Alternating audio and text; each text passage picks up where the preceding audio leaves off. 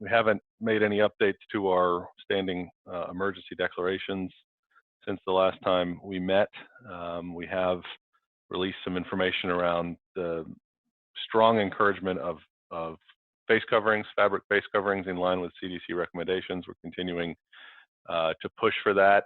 You should absolutely be wearing some sort of fabric face covering if you are out in public during this time.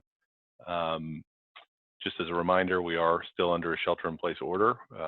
This is working. I think we see it in the numbers locally. We see, you know, an actual flattening of the curve based on what projections were like before that. And it needs to continue because we need to continue to keep those case numbers low until we're in a better space when it comes to testing and treatment. So fabric face covering still encouraged. We will, you know, we're collecting from the city perspective. If you have donated masks, you can provide homemade or otherwise.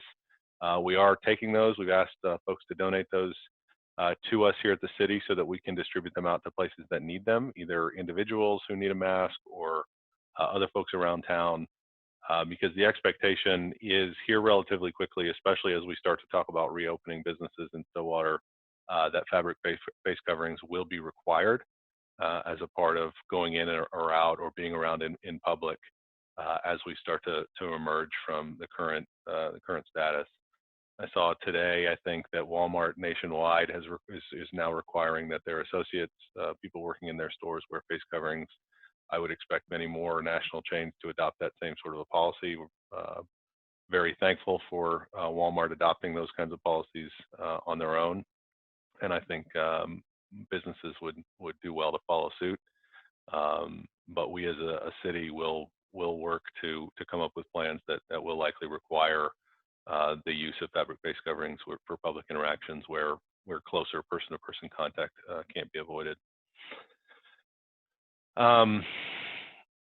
In terms of reopening businesses, a lot of questions out there, a lot of discussion around this, kind of when does this end? When do we start to see a lift? There's a lot of questions and I think some general discussion happening, but not a lot of details really from any of the sort of either nationally or statewide.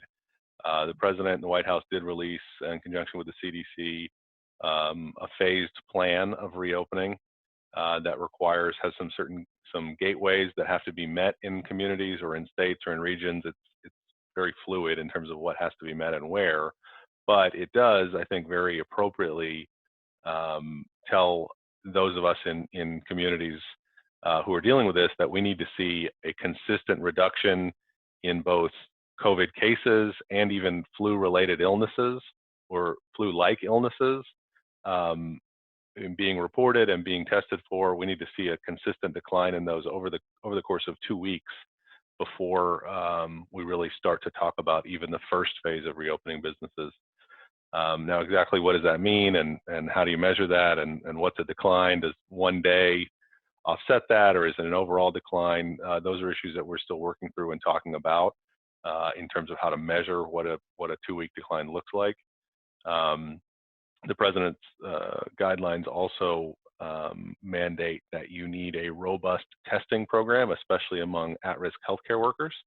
Those workers that are dealing with sick patients on a regular basis need to be tested not just once, but on a regular basis, so that we can ensure that the folks who are on the front lines of treating COVID patients are not themselves becoming sick, which then of course makes it harder for the hospital to treat patients if they don't have the workers there to do it. So those are major issues that we're going to be looking at here.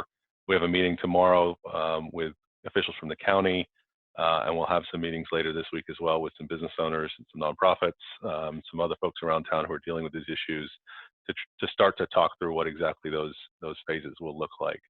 I think given the numbers right now, it should not come as a surprise to people if that opening gets pushed out past the end of April on some of these businesses. You should not be surprised, like I said before, that fabric face coverings and masks will be required as part of reopening some of these places. Specific social distancing rules will also likely be a part of this, again, according to the President and CDC's recommendations. those recommendations are for 3 phases with 2 weeks at least of checking in between, making sure that you're not seeing an increase in cases. And so with the 2 weeks beforehand, before you even get to phase 1, that plan is at least 2 months long before you get all the way through it, and 2 months of consistent decline and consistent improvement in the disease-related statistics in the community. And so that's a fairly high bar, and I think we should be prepared for the fact that it may not, it's not all going to happen right away, right? We're going to see that phased approach. It's going to be slow. It's going to be steady. We're going to take our time and make sure that we don't put ourselves in a worse position by opening things too quickly or putting people out there to get sick, and then, you know, undo all the hard work that we've done to this point. So we are having the discussions. We are going to be following, you know, as well as we can, the sorts of phased plans that our healthcare authorities are giving us. But we're going to also make the decisions that are best for our community here in Stillwater. I think every community has to take the responsibility to do what's best for them locally, and so we will come up with those plans ourselves here over the next few days and week, and move forward with what we find to be the most reasonable thing.